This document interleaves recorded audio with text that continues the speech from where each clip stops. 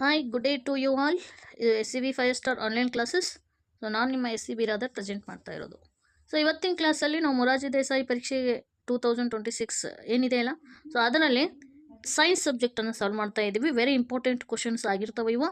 20 ಮಾರ್ಕ್ಸ್ಗಳನ್ನು ಹೇಗೆ ಸುಲಭವಾಗಿ ತಗೊಳ್ಳೋದು ಅಂತ ಈ ಕ್ಲಾಸಲ್ಲಿ ಕ್ವಶನ್ಸನ್ನು ಸಾಲ್ವ್ ಮಾಡ್ಕೋತಾ ಕಲಿಯೋಣ. So let us begin our class. Science ಇದೆ ನೋಡ್ರಿ. ಕ್ವಶನ್ಸ್ ಕಂಟಿನ್ಯೂ ಆಗ್ತಾ ಇದೆ. ಏನು 61 ಕ್ವಶನ್ನು ಏನಿದೆ ನೋಡ್ರಿ. ಕೆಳಗಿನಗಳಲ್ಲಿ ಯಾವುದು ಪ್ರಚೋದನೆಗೆ ತಕ್ಕ ಪ್ರತಿಕ್ರಿಯೆಯನ್ನು ಕೊಡುತ್ತದೆ ಅಂತ ಕೇಳ್ತಾ ಇದ್ದಾರೆ. ಸೊ ಜೀವಿಗಳಿಗೆ ಈ ಒಂದು ಗುಣಲಕ್ಷಣ ಇದು. ಪ್ರಚೋದನೆಗೆ ತಕ್ಕ ಪ್ರತಿಕ್ರಿಯೆಯನ್ನು ನೀಡುವಂತಹ ಒಂದು ಗುಣಲಕ್ಷಣ ಇದು ಜೀವಿಗಳ ಒಂದು ಗುಣಲಕ್ಷಣವಾಗಿದೆ. ಹಾಗಾದರೆ ಈ ಪ್ರಚೋದನೆಗೆ ತಕ್ಕ ಪ್ರತಿಕ್ರಿಯೆಯ ಒಂದು ಅರ್ಥವನ್ನು ನೋಡಿಬಿಟ್ರೆ ನೀವು ಇಲ್ಲಿ ಹೇಳ್ಬಿಡ್ತೀರಾ ಆನ್ಸರ್. ಮಾವು ಆಗುತ್ತಾ, ಚಿಟ್ಟೆ ಆಗುತ್ತಾ, ಪೆನ್ನು ಆಗುತ್ತಾ ಅಥವಾ ಮೇಜು ಆಗುತ್ತಾ? ಇದರಲ್ಲಿ ಜೀವ ಇರುವಂಥ ವಸ್ತು ಯಾವುದು? ಹೌದಾ, ಜೀವ ಇರುವಂಥ ವಸ್ತು ನೀವು ಹೇಳ್ತಾ ಇರೋದು ಕರೆಕ್ಟು. ಆನ್ಸರ್ ಯಾವುದು? ಚಿಟ್ಟೆ ಆಗಿದೆ. B is the right answer. Next ಪ್ರಶ್ನೆ ನೋಡ್ರಿ. 62ನೇ ಪ್ರಶ್ನೆ ಏನಿದೆ ನೋಡ್ರಿ. ಸಸ್ಯಗಳು ಡ್ಯಾಶ್ ಮೂಲಕ ಉಸಿರಾಡುತ್ತವೆ. ಎದ್ರ ಮೂಲಕ ಉಸಿರಾಡ್ತಾವವು? ಬೇರುಗಳ ಮೂಲಕ ಉಸಿರಾಡಕ್ಕಾಗುತ್ತಾ? ಕಾಂಡಗಳು ಮೂಲಕ ಉಸಿರಾಡಕ್ಕಾಗುತ್ತಾ? ಕಿವಿರುಗಳು ಮೂಲಕ ಉಸಿರಾಡಕ್ಕಾಗುತ್ತಾ? ಪತ್ರರಂಧ್ರಗಳ ಮೂಲಕ ಉಸಿರಾಡಕ್ಕಾಗುತ್ತಾ? ಸೊ ಸಸ್ಯಗಳು ಎಲೆಯ ತಳಗಡೆ ಭಾಗದಲ್ಲಿರುವಂತಹ ಪತ್ರರಂಧ್ರಗಳ ಮೂಲಕ ಉಸಿರಾಟ ಕ್ರಿಯೆಯನ್ನು ನಡೆಸ್ತಾವು. ಹೀಗಾಗಿ D is the right answer. Next ನೋಡ್ರಿ. 63ನೇ ಪ್ರಶ್ನೆ. ಸಾಮಾನ್ಯವಾಗಿ ವಾಯುವಿನಲ್ಲಿ ಕಾರ್ಬನ್ ಡೈಆಕ್ಸೈಡ್ನ ಪ್ರಮಾಣ ಎಷ್ಟಿರುತ್ತೆ ಅಂತ ಕೇಳ್ತಾ ಇದ್ದಾರೆ. 78%. 78% ಇಸ್ ದ ಹೈಯೆಸ್ಟ್ ಪರ್ಸೆಂಟೇಜ್. ಯಾವುದಿದು? ನೈಟ್ರೋಜನ್ ಇರುತ್ತಲ್ವ, ಸಾರಜನಕ ಇರುತ್ತಲ್ವ. ಇನ್ನು 21% ನಮಗೆ ಬೇಕಾಗಿರುವ ಅತ್ಯವಶ್ಯಕ ಅನಿಲ ಯಾವುದು? ಆಕ್ಸಿಜನ್ 21% ಇರುತ್ತೆ. ಇಲ್ಲಿ ಕೇಳಿರೋದು ಕಾರ್ಬನ್ ಡೈಆಕ್ಸೈಡು. ಅದೇ answer 0.04 is the right answer. ಹೌದಾ? So C is the right answer. ಹಾಗಾದರೆ 0.96% ಏನಿರುತ್ತೆ ಗಾಳಿಯಲ್ಲಿ? 0.96% ಧೂಳಿನ ಕಣಗಳು ಇರ್ತಾವೆ. ಸೊ ಅವ್ರು ಕೇಳಿರೋದು ಕಾರ್ಬನ್ ಡೈಆಕ್ಸೈಡ್ ಪ್ರಮಾಣ. ಹೀಗಾಗಿ 0.04% ಇರ್ತದೆ. ಹೈಯೆಸ್ಟ್ ಬಂದುಬಿಟ್ಟು ನೈಟ್ರೋಜನ್. ನಮಗೆ ಬೇಕಾಗಿರುವ ಒಂದು ಉಸಿರಾಟಕ್ಕೆ ಬೇಕಾಗಿರೋ ಒಂದು ಅನಿಲ ಎಷ್ಟು ಪರ್ಸೆಂಟ್ ಇರುತ್ತೆ ಅಂದರೆ 21% ಇರುತ್ತೆ. ಇದನ್ನು ನೆನಪಿನಲ್ಲಿ ಇಟ್ಟುಕೊಳ್ಬೇಕಂತ ಒಂದು ಅಂಶ. ನೆಕ್ಸ್ಟ್ 64ನೇ ಪ್ರಶ್ನೆ ನೋಡ್ರಿ.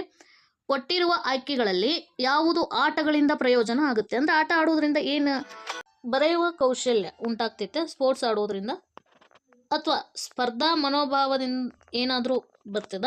ಪರಿಸರ ಸಂರಕ್ಷಣೆ ಆಗ್ತದ ಆಟ ಆಡೋದ್ರಿಂದ, ಅಥವಾ ಜ್ಞಾನ ಹೆಚ್ಚಿಗೆ ಆಗ್ತದ? ಜ್ಞಾನ ಬರ್ತದ? ನಾವು ಸ್ಪರ್ಧಾ ಮನೋಭಾವ ಆಟಗಳ ಆಡುವುದರಿಂದ ನಮಗೆ ಬರ್ತದೆ. ಸ್ಪರ್ಧೆಯಲ್ಲಿ ಕೂಡಬೇಕು, ಸೋಲು ಗೆಲುವು ಸೆಕೆಂಡರಿ. ನಮ್ಗೆ ಆಟದಲ್ಲಿ ಕಾಂಪಿಟೇಷನ್ ಮಾಡಬೇಕು ಅನ್ನೋವಂಥ ಮನೋಭಾವ ಬರ್ತದೆ. ಹೀಗಾಗಿ ಯಾವುದಾಗುತ್ತಾ answer? B is the right answer. ಸ್ಪರ್ಧಾ ಮನೋಭಾವ ಆಟಗಳ ಒಂದು ಪ್ರಯೋಜನ. ನೆಕ್ಸ್ಟ್ ನೋಡ್ರಿ. 65ನೇ ಪ್ರಶ್ನೆ ಏನೈತಿ? ಪೆಟ್ರೋಲಿಯಂ ಎಂಬುದು ಡ್ಯಾಶ್ ಆಗಿದೆ. ಇದು ದ್ರವ ರೂಪದ ಖನಿಜ ಆಗಿತ್ತಾ, ಘನ ರೂಪದ ಖನಿಜ ಆಗೈತಿ, ಅಥವಾ ಅನಿಲ ರೂಪದ ಖನಿಜನ ಮೇಲಿನ ಯಾವುದೂ ಅಲ್ಲ. ಸೊ ಪೆಟ್ರೋಲಿಯಂ ನಮ್ಗೆ ಹೆಂಗೆ ಸಿಗುತ್ತೆ ಅಂದರೆ ದ್ರವ ರೂಪದಲ್ಲೇ ಸಿಗುತ್ತೆ. ಹೀಗಾಗಿ A is the right answer. So next ನೋಡ್ರಿ. ಸೊ ಸರಿ, 66ನೇ ಪ್ರಶ್ನೆ ನೋಡ್ರಿ. ಏನೈತೆ? ಕೊಟ್ಟಿರುವ ಆಯ್ಕೆಗಳಲ್ಲಿ ದ್ಯುತಿ ಸಂಶ್ಲೇಷಣೆ ಕ್ರಿಯೆಗೆ ಅಗತ್ಯ ಇರುವ ಅಂಶ ಯಾವುದು? ಹಾಗಾದರೆ ದ್ಯುತಿ ಸಂಶ್ಲೇಷಣೆ ಕ್ರಿಯೆ ಅಂದ್ರೇನು? ಇದು ಎದಕ್ಕೆ ಸಂಬಂಧಪಟ್ಟೈತಿ? ಸಸ್ಯಗಳಿಗೆ ಸಂಬಂಧಪಟ್ಟಿರುವಂಥದ್ದು. ಅಂದರೆ ಸಸ್ಯಗಳು ತಾವೇ ಆಹಾರವನ್ನು ತಯಾರು ಮಾಡಲು ಒಂದು ಉಪಯೋಗಿಸುವಂತಹ ಕ್ರಿಯೆ ಇದು. ಹೇಗೆ ತಯಾರು ಮಾಡ್ತಾವು? ಸಸ್ಯಗಳು ಪತ್ರಹರಿತುಗಳ ಮೂಲಕ ಏನು ಮಾಡ್ತಾವೆ? ಸೂರ್ಯನ ಶಾಖವನ್ನು ತೆಗೆದುಕೊಂಡ್ಬಿಟ್ಟು ಗಾಳಿಯಲ್ಲಿರುವ ಕಾರ್ಬನ್ ಡೈಆಕ್ಸೈಡ್ಗಳನ್ನು ಬಳಸ್ಕೊಂಡ್ಬಿಟ್ಟು ಏನು ಮಾಡ್ತಾವೆ? ಮಣ್ಣಿನಲ್ಲಿರುವಂಥ ಲವಣಾಂಶಗಳನ್ನು ಬಳಸ್ಕೊಂಡ್ಬಿಟ್ಟು ತಮ್ಮ ಆಹಾರವನ್ನು ತಾವೇ ತಯಾರು ಮಾಡ್ತಾವು. ಸೊ ಈ ಒಂದು ಕ್ರಿಯೆಗೆ ದ್ಯುತಿ ಸಂಶ್ಲೇಷಣೆ ಕ್ರಿಯೆ ಅಂತ ಕರಿತೀವಿ. ಹಾಗಾದರೆ ಇಲ್ಲಿ ಕೊಟ್ಟಿರುವಂಥ ಆಪ್ಷನ್ನು ಯಾವುದು ಅಗತ್ಯವಾಗಿದೆ?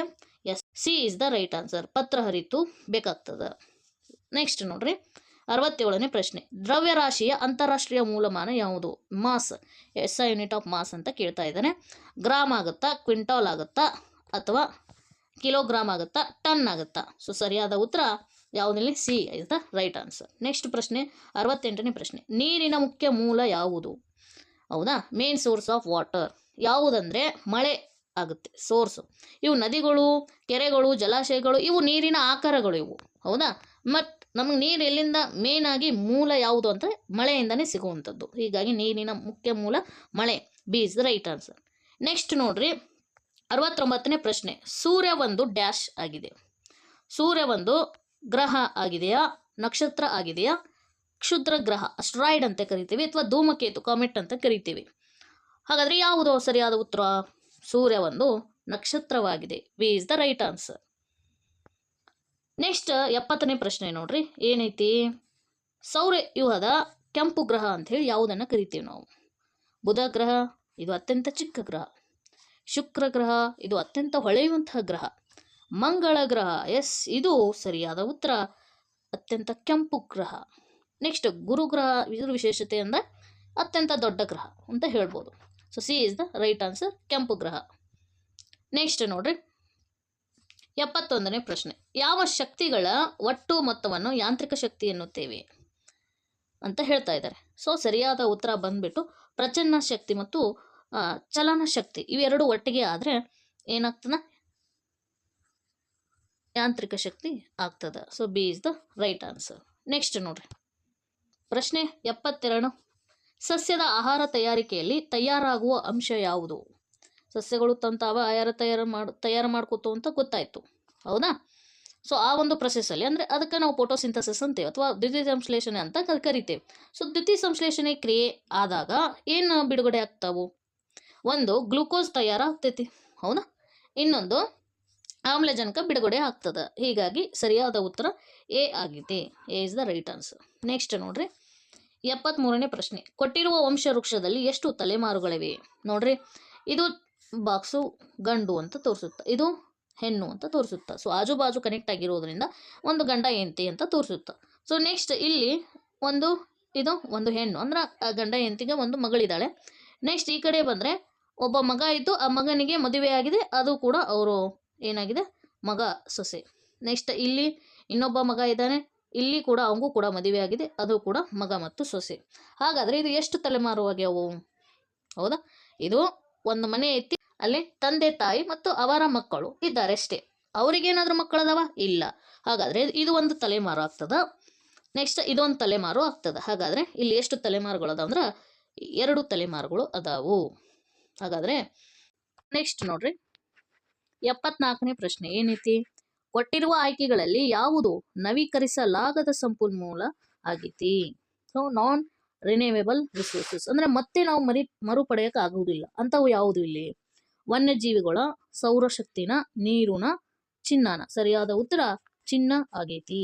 ಸೊ ಅದನ್ನು ನಾವು ಒಮ್ಮೆ ಬಳಸಿಬಿಟ್ರೆ ಮತ್ತೊಮ್ಮೆ ಪಡೆಯೋದು ಕಷ್ಟ ಆಗುತ್ತೆ. ಹಾಗೆ ನೆಕ್ಸ್ಟ್ ನೋಡ್ರಿ 75ನೇ ಪ್ರಶ್ನೆ. ಸಜೀವಿಗಳಲ್ಲಿ ತನ್ನ ಆಹಾರವನ್ನು ತಾನೇ ತಯಾರಿಸಿಕೊಳ್ಳುವಂತಹ ಜೀವಿ ಯಾವುದು? Organism that prepare its own food. ಆಗಲೇ ಹೇಳಿದ್ದೇನೆ. ಸೊ ಯಾವುದು ತಾನೇ ಆಹಾರವನ್ನು ತಯಾರು ಮಾಡ್ಕೊಳ್ತದಂದ್ರೆ ಸಸ್ಯ. A is the right answer. Next 76ನೇ ಪ್ರಶ್ನೆ ಏನೈತಿ? ದ್ವೈವಾರ್ಷಿಕ ಸಸ್ಯಗಳಿಗೆ ಇವು ಉದಾಹರಣೆ ಆಗಿದೆ. ಅಂದರೆ 2 ವರ್ಷದ ಕಾಲಾವಧಿಯಲ್ಲಿ ಬೆಳೆಯುವಂಥ ಸಸ್ಯಗಳು ಯಾವ್ಯಾವು ಅಂದರೆ ಕ್ಯಾರೆಟ್ ಮತ್ತು ಬೀಟ್ರೂಟ್. ಇವು 2 ವರ್ಷದ ಅಥವಾ ದ್ವೈವಾರ್ಷಿಕ ಸಸ್ಯಗಳಿಗೆ ಉದಾಹರಣೆ ಆಗಿದೆ, ಹೌದಾ? ನೆಕ್ಸ್ಟ್ ತೆಂಗು ಮತ್ತು ಅಡಿಕೆ, ಇದು ಬಹುವಾರ್ಷಿಕ ಸಸ್ಯಗಳು ಇವು, ಹೌದಾ? 2ಕ್ಕಿಂತ ಹೆಚ್ಚು ವರ್ಷದ ಇದು ಬೆಳಿತೀವಿ. ಭತ್ತ ಮತ್ತು ಗೋಧಿ ಅಂದ್ರೆ ಯಾವುದಿದು? ಇದು ಕೂಡ ಏಕವಾರ್ಷಿಕ ಸಸ್ಯಗಳು ಇವು, ಹೌದಾ? ಎಸ್, ಈ ಥರ ಅನಲೈಸ್ ಮಾಡ್ಕೋಬೇಕು ಕ್ವಶನ್ಸ್. ನೆಕ್ಸ್ಟ್ ನೋಡ್ರಿ 77ನೇ ಪ್ರಶ್ನೆ ನೋಡ್ರಿ ಏನೈತಿ? ಮೇಲ್ಪದರದ ಮಣ್ಣು ಕೊಚ್ಚಿ ಹೋಗುವುದನ್ನು ತಡೆಯಲು ನಾವು ಏನು ಮಾಡಬೇಕಾಗುತ್ತೆ? ಆನೆಕಟ್ಟುಗಳನ್ನು ಕಟ್ಟಬೇಕಾ, ಮರಗಿಡಗಳನ್ನು ಹೆಚ್ಚಾಗಿ ಬೆಳೆಸಬೇಕಾ, ಉದ್ಯಾನವನಗಳನ್ನು ನಿರ್ಮಿಸಬೇಕಾ, ಅಥವಾ ಕೈಗಾರಿಕೆಗಳನ್ನು ಸ್ಥಾಪನೆ ಮಾಡಬೇಕಾ? ಸೊ ಏನು ಮಾಡಬೇಕು? ಮರಗಿಡಗಳನ್ನು ಬೆಳೆಸಬೇಕು. B is the right answer. ಹೇಗೆ? ಮರಗಿಡಗಳನ್ನು ಹೆಚ್ಚಾಗಿ ಬೆಳೆಸೋದ್ರಿಂದ ಮಣ್ಣನ್ನು ಕೊಚ್ಚಿ ಹೋಗೋದನ್ನು ಹೇಗೆ ನಾವು ತಡಿಬಹುದು ಅಂದರೆ, ಮರಗಿಡಗಳು ಏನು ಮಾಡ್ತಾವು? ಬೇರಿರುತ್ತಲ್ಲ, ಮರಗಿಡಗಳ ಬೇರು ಮಣ್ಣನ್ನು ಹಿಡಿದಿಡುವಂಥ ಒಂದು ಸಾಮರ್ಥ್ಯ ಆ ಬೇರುಗಳಿಗೆ ಇರುತ್ತೆ. ಹೀಗಾಗಿ ಮಣ್ಣು ಸುಲಭವಾಗಿ ಕೊಚ್ಚಿ ಹೋಗೋದಿಲ್ಲ. ಹೀಗಾಗಿ ನಾವು ಮರಗಿಡಗಳನ್ನು ಹೆಚ್ಚಾಗಿ ಬೆಳೆಸೋದ್ರಿಂದ ಸಾಯಿಲ್ ಎರೋಸನ್ನು ನಾವು ಪ್ರಿವೆಂಟ್ ಮಾಡ್ಬೋದು. ಸೊ ಸರಿಯಾದ ಉತ್ತರ ಬಿ. ನೆಕ್ಸ್ಟ್ 78 ಅಂದರೆ ಆಕಾಶ ತನ್ನ ಜಮೀನಿನಲ್ಲಿ ಬೆಳೆಗಳನ್ನು ಬೆಳೆಯುವುದರ ಜೊತೆಗೆ ದನ ಕರುಗಳು ಮತ್ತು ಜೇನು ಸಾಕಾಣಿಕೆಯನ್ನು ಮಾಡ್ತಾನೆ. ಹಾಗಾದರೆ ಇದು ಯಾವುದಾಗುತ್ತೆ? ಇದಕ್ಕೆ ತೋಟಗಾರಿಕೆ ಆಗುತ್ತಾ, ಹೈನುಗಾರಿಕೆ ಆಗುತ್ತಾ, ಸಾಂದ್ರ ಬೇಸಾಯ ಆಗುತ್ತಾ? ಇನ್ನು ಡಿ ಆಪ್ಷನ್ನು ಮಿಶ್ರ ಬೇಸಾಯ ಆಗುತ್ತಾ? ಮಿಶ್ರ ಬೇಸಾಯ ಆಗುತ್ತಾ? ಯಾವುದು? ಸೊ ಇದಕ್ಕೆ ನಾವು ಏನಂತ ಕರಿತೇವೆ? ಅದಕ್ಕೆ ಮಿಶ್ರ ಬೇಸಾಯ ಅಂತ ಕರಿತೇವೆ. ಅಂದರೆ ಬೆಳೆಗಳನ್ನು ಬೆಳೆಯುವುದರ ಜೊತೆಗೆ ದನಕರು, ಜೇನು ಸಾಕಾಣಿಕೆ, ಈ ಥರ ಕೃಷಿಯೇತರ ಚಟುವಟಿಕೆಗಳನ್ನು ಮಾಡೋದಾದರೆ ಅವಕ್ಕೆ ನಾವು ಮಿಶ್ರ ಬೇಸಾಯ ಅಂತ ಕರಿತೇವೆ. ಹೀಗಾಗಿ D is the right answer. Next ನೋಡ್ರಿ, 79ನೇ ಪ್ರಶ್ನೆ.